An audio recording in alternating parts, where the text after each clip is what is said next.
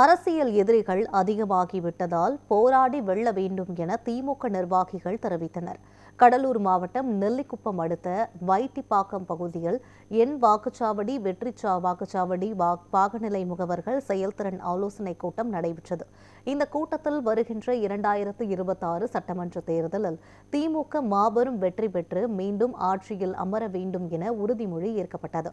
இந்த நிகழ்வில் பேசிய திமுக நிர்வாகிகள் திமுகவை அழிப்போம் என்பவர்கள் எல்லாம் அழிந்துவிட்டனர் என்றும் திமுக ஆட்சி நிலையான ஆட்சி என்றும் தெரிவித்தனர். தொடர்ந்து கூட்டத்தின் முடிவில் திமுக அரசின் சாதனை விளக்க துண்டு பிரசுரங்கள் விநியோகம் செய்யப்பட்டது. திமுக நகர செயலாளர் மணிவண்ணன் தலைமையில் நடைபெற்ற இந்த கூட்டத்தில் நகர்மன்ற தலைவர் ஜெயந்தி ராதாகிருஷ்ணன், நகர துணை செயலாளர் பார்த்தசாரதி, பாகநிலை முகவர்கள், கட்சி நிர்வாகிகள் உட்பட பலர் கலந்து கொண்டனர்.